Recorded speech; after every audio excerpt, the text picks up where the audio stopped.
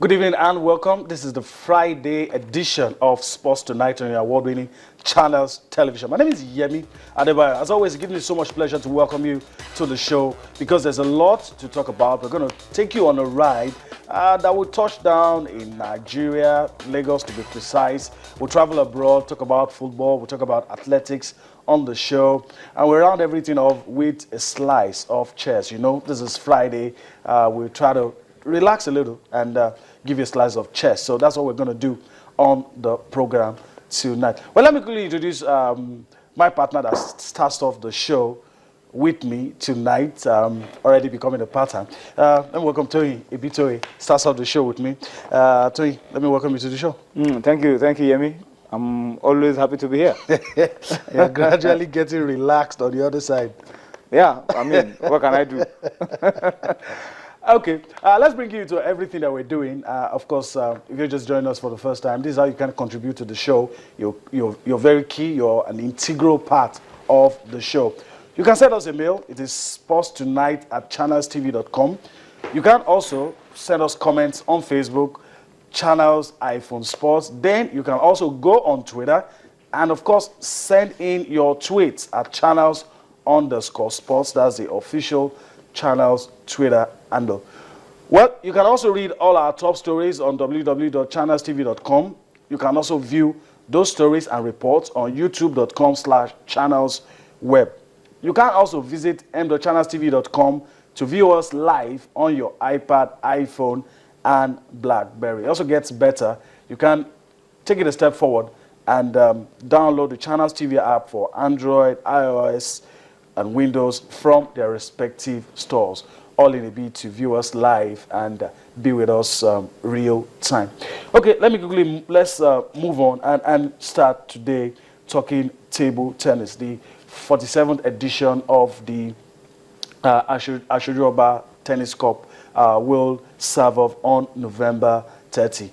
When people do great things, it lives on after them. Well, the person that has been putting this together for the past 46 years is no longer around, but the tournament still continues.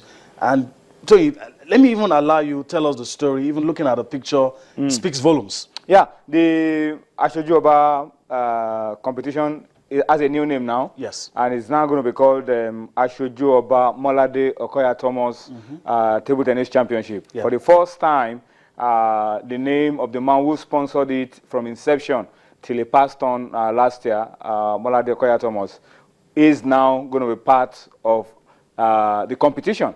Yes. And I'm happy that his sons have picked this up. Yes. The Jokoya says the father told them, look, when I go, this tournament mustn't die. And I'm happy that the boys have picked it up. Yes. Big men they are now. They've picked it up and they are continuing with the tradition. And who knows, they would also be handing it over and it will go on and on and on. I'm happy that this is outliving the Ashojuoba, that's Molade Okoya Thomas himself.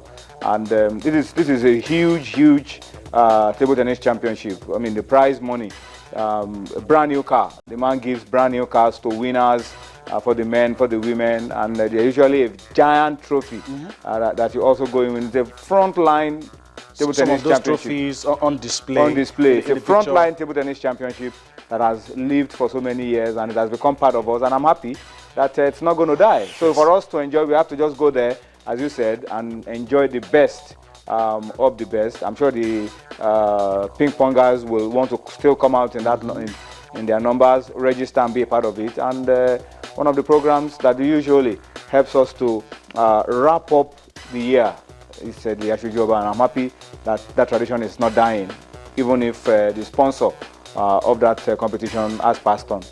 And it also goes to show that we love sports in Nigeria. People associate with quality. And if something has been going on for this number of years, it means that the organizers are doing something right. I'm just hoping that everything will continue and go on. Probably the organizers take it a step further step higher. The organization over the years has been good. Hopefully it will continue in that line and we'll see good things. Like I said, Nigerians do appreciate good organization and good sports. All right, Tony, let's move on and talk about football. CAF U-23 championships in our minds now. All the we talked about that yesterday. All the participating teams already in Senegal. I think let's start off by looking at the fixtures. I think that's the best way to start. What's going to go down tomorrow? Everything starts tomorrow, and of course, Senegal takes on South Africa. Zambia takes on Tunisia. Of course, we are going to be playing on Sunday. Of course, we are in the other group, and of course, Nigeria, talked about it yesterday, takes on Mali. But looking at these fixtures, we have not played yet, so you don't need to start focusing on the opponents in the other group.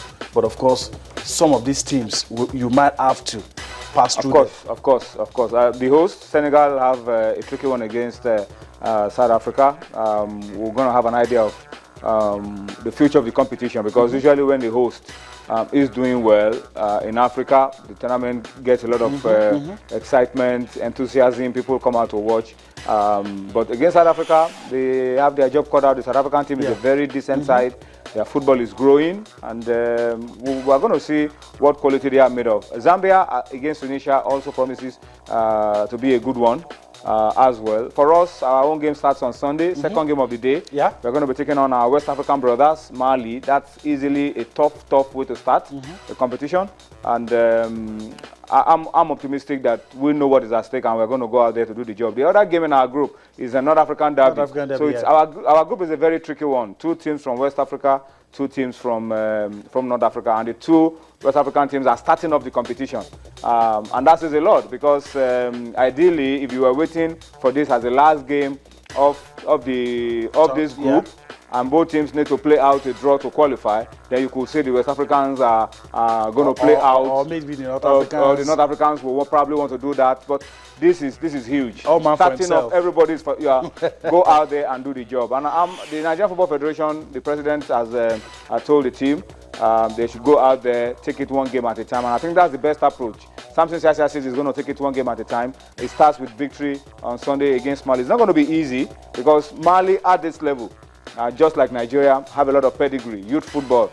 You remember we beat Mali under 17. You remember Mali played up to the semi-finals at under 20. Yeah. So Mali have a lot of pedigree at this level. And they're gradually catching up with us when it comes to age grade. They have a lot of young players. Age grade. Remember what just happened at under 17, what happened on the continent and on the global and even global on under 20.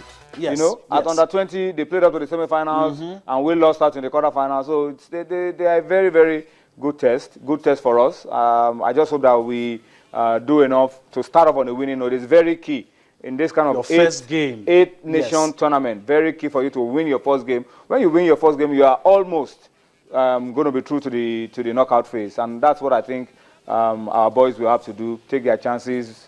I mean, give Mali the respect, but don't be afraid. Go out there and try to get the win. And let's start off with a winning note. And of course, a lot of the distractions around the kidnap of Siasia's mom and all of that. By the time we start off on a winning note, it will help us to douse a lot of the tension and really focus on what we have to do. All right. We're wishing the Dream Team 6 all the best. But let me ask you before I let this slip. What would be your expectation? Just the tickets, or go all out and win? I mean, or if you were talking to fans, and you want to tell them about what should be their expectation from this tournament, what would you say? The expectation is to pick a ticket to the Olympic Games. That's the first thing. That's all that matters. Pick a ticket to the Olympic Games. After we have that ticket in our pocket, automatic ticket, I mean. After we have the automatic ticket in our pocket, we can now begin to plan on how we will go to the Olympic Games and try to go out there and try to win the Olympic Games. I mean, we have a good example from our under-17 boys. They finished 4th in Africa. Okay. They finished 4th in Africa, which was the last ticket. And then they went to the under-17 World Cup, and they are world champions. So the most important thing at this stage is the ticket. Although this is now a tournament. It's now a CAF tournament. And every tournament that we go for, we like to win. So everybody will want us to go out there and win. It's a Nations Cup. It's under 23 Africa Cup of Nations. We would like to win. This is the 2nd edition. The first edition we didn't do too well, but this edition we want to win. And so Nigerians will definitely want more. But for me, if CSA is able to get the ticket to the Olympic Games, that will be fine.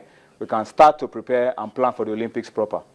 All right, so that will be our expectation from here. We're wishing Samson CSA and his boys the best of luck, and hopefully they will get that automatic ticket. And of course, we'll be talking about an appearance in Rio. And from Rio, you can take it from there. Who knows? Who knows? We might just emulate what the Canon One led side in 1996 did in the city of Atlanta.